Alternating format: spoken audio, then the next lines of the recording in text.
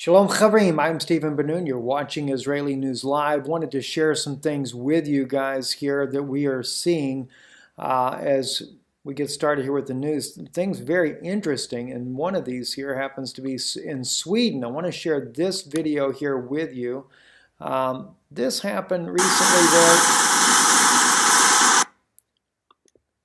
on an island outside of Sweden there. And what you're going to see just another one of their missile systems, defense missile systems there, offensive type missile system there that has been set up on an island there because, as they are saying, they're getting very nervous about what's going on with Russia. Of course, and again, it's just really odd how that everybody seems to be worried about what's Russia doing, what's Russia doing. I don't think Russia is really as much of the problem as they say they are. But nonetheless, all of NATO is gearing up as if there's going to be some massive war done with NATO in the very near future. All right, and so let me get this side here stopped. It wants to keep going off there. Anyway, it says Sweden brings back Cold War weapons to deter Kremlin. According to the Times, this is on the Union Information Agency. Faced with newly aggressive Russia, Sweden is taking mothballed Cold War missile launchers out of storage in museums to shore up the defenses on its Baltic Sea front line, according to the Times. We're talking about, as they say here, weapon systems that were in museums. It doesn't look like it's that old of a system to me, if you ask me, but nonetheless, it's what they're claiming it is. Land-based Krostrobota Battery 90 is what that particular system is being called. I don't know, but it's very interesting to see all the different things that are being done in and around the world by NATO and their allies and how they're beefing up. And of course, this particular story here on RT Today really is, this is definitely going to infuriate the United States, Japan no doubt as well. Russia deploys newest anti-ship missiles to the Kuril Islands. Those of you that know anything about the Kuril Islands are actually right there, just barely to the north of Japan. It says the Russian Pacific Fleet has installed batteries of anti-ship missiles at its bases in the Kuril Islands, ensuring effective protection from land operations and carrier-based aircraft strikes. Very, very serious action there. I mean, I understand why Russia would do it personally. I mean, they are concerned about next thing you know on their eastern coast. Forget about the fact that NATO is building up 300,000 soldiers and with tanks and every type of armament you can think of on Russia's western border. But now Russia is beefing up, concerned about amphibious assault landing ships landing on their eastern border there and doing an attack on Russia from the east. So the Russian Pacific Fleet has installed these batteries on the Kuril Islands, which is a disputed island to begin with for Russia and Japan. Something, though, that President Putin has been trying to come to an agreement with on Japan here in recent months anyway. Another interesting thing here is from Reuters, exclusive Russian tankers defy EU ban to smuggle jet fuel to Syria, according to sources here. I thought that was rather interesting there. I had no idea that according to an agreement done by the European Union, Russia is not even allowed to move tankers that carry jet fuel through any of the EU waters. Well, that's pretty bad, you know. I mean, they're just totally cutting Russia off from the entire world. It is really, really strange, the things that we're seeing going on here. But Russia did manage in the months of September and October to bring 2 tankers all the way to the port in Syria there with jet fuel to continue the mission that they're doing. It's a boycott is what it is. NATO is trying to boycott Russia in any way they can. When they came through with their flotilla of 8 ships, NATO refused them to be able to dock or port anywhere in NATO territory. Spain did allow them, but was quickly ostracized by NATO and the West there. And this comes down to it is a major New World Order agenda without even question, if you ask me. You know, also the UN chemical watchdog refuses to send experts to Aleppo under Western pressure, according to President Lavrov. And here's the article on that right here.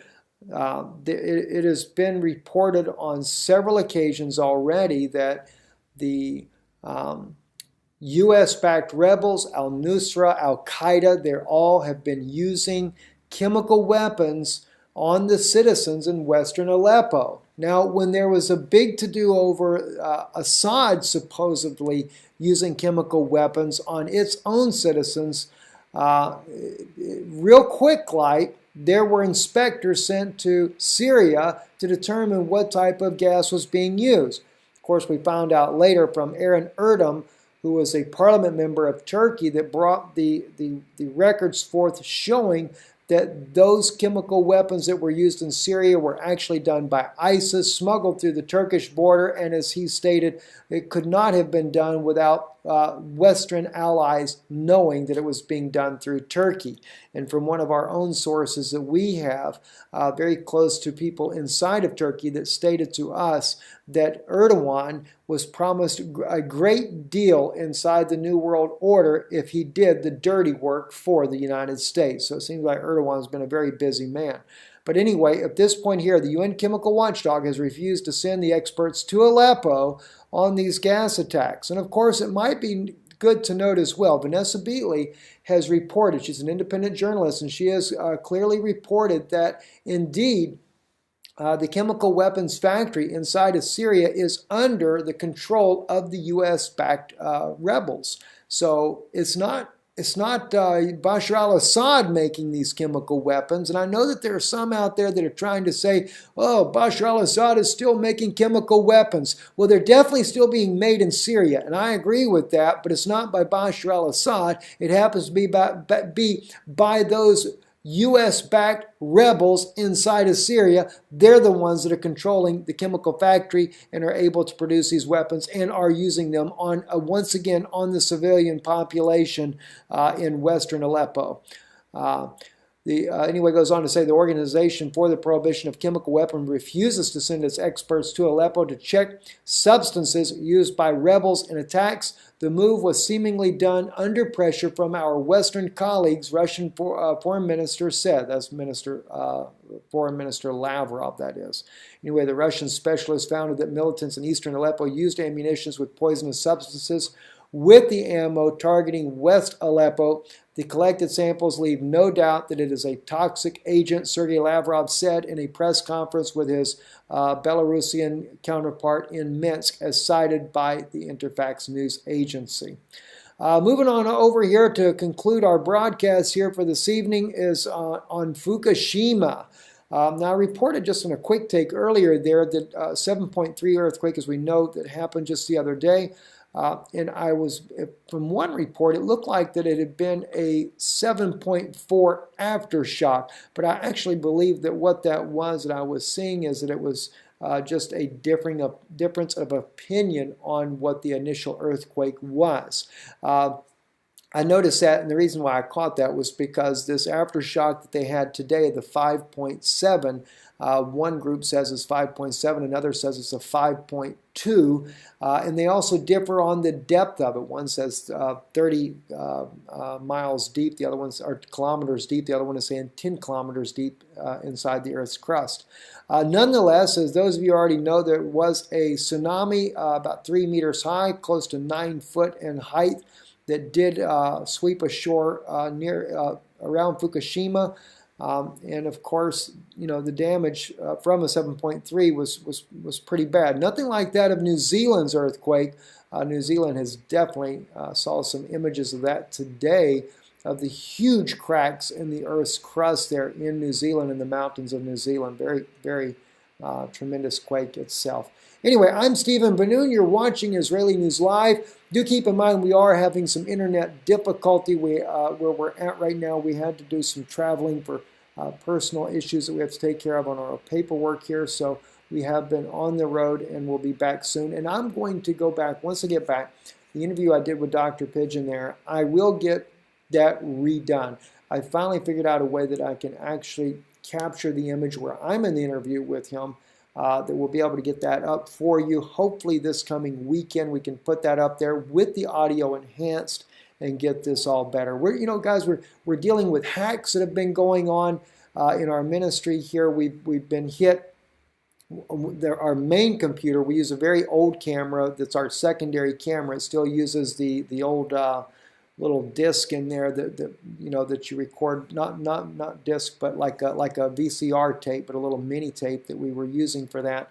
Pretty outdated, and we only have one computer that we can upload this image into, and they have attacked that computer. So we're going to have to replace the computer as well. We do need to replace this camera to where we have two cameras that are both using the memory sticks instead. We have one Sony, so we do need to take care of that.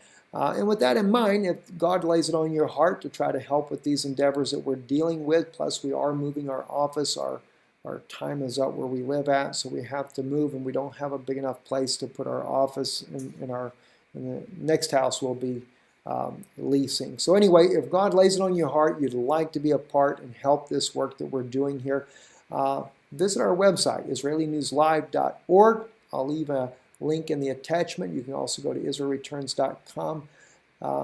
And also on israelreturns.com, there is a place there where you can see, if you prefer to do this by mail, you can send it in the Czech Republic, in Prague at P.O. Box 46. I'm Stephen Ben-Nun. You're watching Israeli News Live. Shalom and have a great day.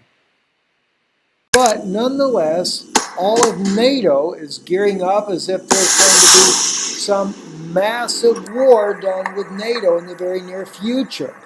All right, and so let me get this side here with Russia, of course. And again, it's just really odd how that everybody seems to be worried about what's Russia doing, what's Russia doing.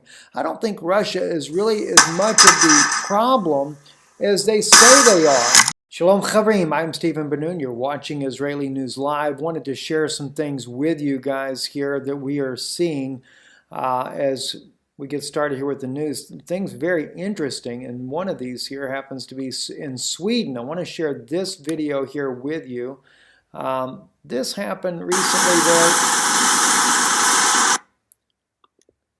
on an island outside of Sweden there, and what you're going to see, just another one of their missile systems, defense missile systems there, defense offensive type missile system there that has been set up on an island there because, as they are saying, they're getting very nervous about what's going on.